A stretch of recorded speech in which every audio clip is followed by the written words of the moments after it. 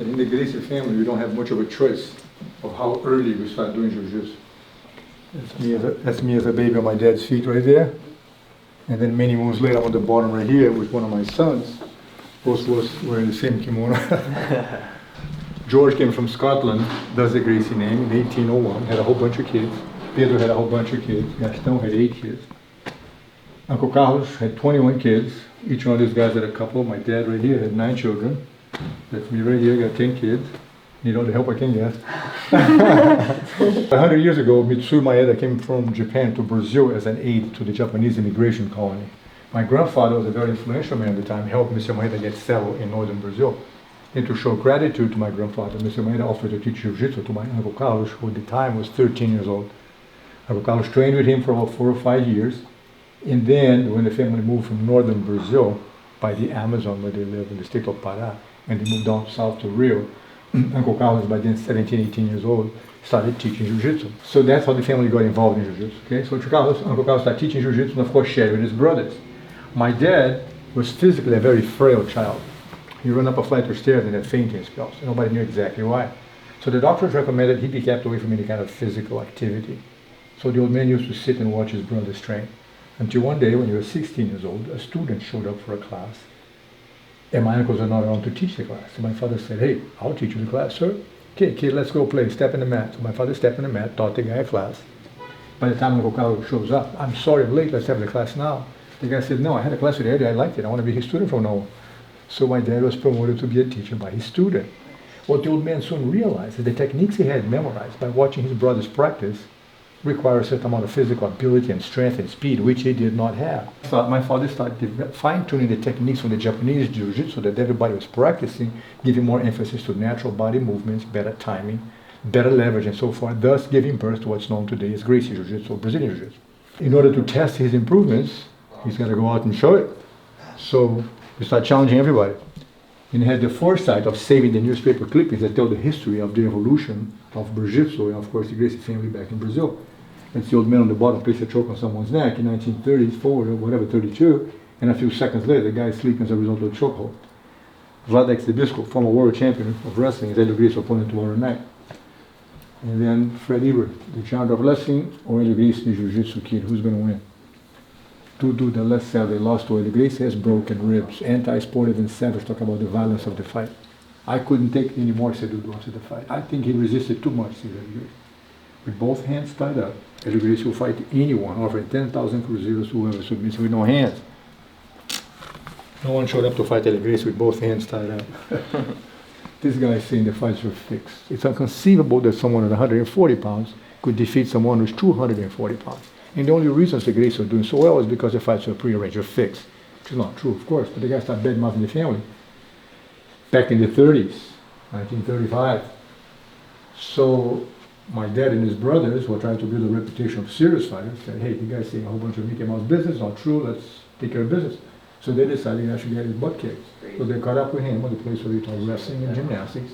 And all my uncles helped me crawl back. My father came up to the guy and said, hey, they said the fights are fixed, let me show it to you, and beat him up. The thing before and after, all wrapped up in tape and bandages. In order not to lose face, the guy said the 5 brothers jumped in and beat him up. The other ones are there to make sure nobody would separate the fight or break the fight. But that's not true. The guy said, hey, the 5 brothers jumped and beat me up and this and that. So as a result of that, the Gracie were sent to 2.5 years in prison for beating up the guy. The Gracie was condemned to 2.5 years in prison. However, the Brazilian president, who was a huge fan, heard about that story, ordered another investigation, and the conclusion was you don't need 5 Gracie brothers to beat up one guy. So Hélio Gracie had done it to protect the honor of the family because the guy was bad-mouthing the family, and as a result of that, the president signs a presidential pardon, getting them out of prison after 1 week in jail. The picture was taken the day they came out in front of the detention house. That's Michael George, Michael Cosmo, my dad, here. Halfway down the coast, a passenger goes into the water. The high seas in the ocean, black ocean, you couldn't see shore, in the middle of nowhere, 5 o'clock, it's starting to get dark, big, huge waves and wind and so forth. The guys on the up and down, suddenly, of course, the captain sends a boat with 5 sailors to rescue the guy in the middle of nowhere. By the time they get to him, a couple hundred yards away from the ship, every time they get a grip on the guy, the tide lifts up the boat and they lose grip. And the man is too weak to pull himself out. It's obvious the guy's barely keeping himself afloat. And So a very dramatic situation in the high seas, and my father turned to his brother and said, gosh, every time they grab the guy, they lose grip. It's like this, because of the big tide waves, big, huge tide waves. And then my father turned to his brother and said, gosh, how come somebody from the little boat doesn't jump in the water to help the guy out? Because the guy is too weak. It's obvious he can't pull himself out of the water. Barely keeping himself afloat. That's it. Behind them, a sailor said, this is Abrolius, thinking that my dad knew what Abrolius meant, which my father had no idea. The Abrolius Reef is the highest concentration of sharks on the Atlantic Ocean. Not to mention the fact that ships are magnet to sharks because they throw food overboard and they eat everything. So on that note, the advice went in one ear, out the other, and then they keep trying. After a while, the captain signals to the guys to return to the ship and leave the men behind. So now the sailors are rowing back, a little tiny wood boat, back to the ship, and the guys left in the middle of the Atlantic Ocean. My father turned to his brother again and said, the man's going to die, he's going to have to die. So how'd you like to go save that guy? Uncle Carl said, I don't think I can make it. And my father says, well, I think I can. I say, go for it. So the old man stripped down to his jocks and socks and jumps off the deck of the ship. Said when he was airborne, he thought, what if there's a shark? You can't rewind that button. So he went flat on his stomach, swimming towards the guy. Let's go back. The little boat returned to the ship. Let's go back. They all turn around and go back. And the old man helped to get the guy out, save the guy's lives. Back in the old days, we provide clean kimonos and clean towels. Every time you come to class, you have a clean kimono and a clean towel. You use it one time, put it to wash. Next time, a new kimono and a cute. Because if you don't wash it, it stinks. You know that. So every time the guy has a clean cast, got a little basket with his soap and everything else in the towel, very fancy operation. That's Uncle Carlos and my dad working out the feet behind the head. That's my dad teaching Marines in Brazil. There's a summer house we had in the outskirts of Rio. We had 18 employees that worked at the house. The employees alone had 14 children. So if there's nobody home, there's 32 people running around the compound. We counted one time 37 kids, all relatives, from 6 months to 17 years old, spending a summer vacation here. To have 3 or 4 dozen of adults between relatives and guests that we often brought to spend time with us was not uncommon. So between the employers and their children, the family of children, and the family adults and friends, sometimes you have over 100 people staying in the compound. Absolutely incredible experience growing up here. Like I said, most of the training happened on the campus right there.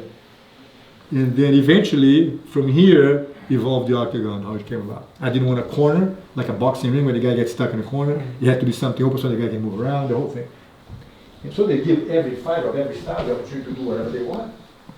So Horace goes in there in the first UFC, as you guys, some of you might have seen, chokes everybody out. After the very first event, the U.S. Army calls me up. Mr. Gracie, so the little guy beat the big guy, we need to learn this. They asked me to create a program for them, which I did. But for the last 25 years, has been the official hand-to-hand combative program for the U.S. Army. So the plaques and the coins that you see out here are from different military units that we work with from all over the world, outside here and there. So I will UFC during the first 5 installments. And then when Horace fights then 7 UFC 4, we had a 2-hour window for pay-per-view. Lasted exactly 2 hours, 2 hours, 2 hours. He lasted 2 hours and 3 minutes because there was no time limits, no points, no judges. 2 guys walk in, lock the gate, 1 guy walks out. So when Horace fought then 7, it was 2 hours and 3 minutes. So the interruption of pay-per-view to the world was interrupted. The biggest mishap in pay-per-view history was that fight. So we had to refund a lot of people, give money back, play the show again. It was a big headache. Lost money big time. However, the publicity that we got, money couldn't buy. It was so crazy that people called me up and said, oh, you're a marketing genius. You did it on purpose.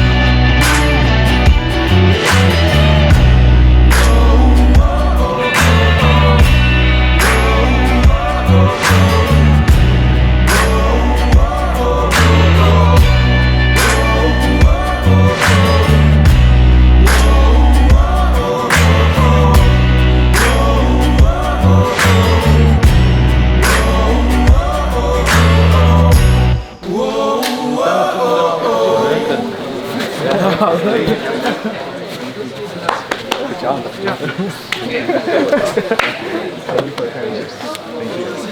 you for coming. Congratulations. Thank you.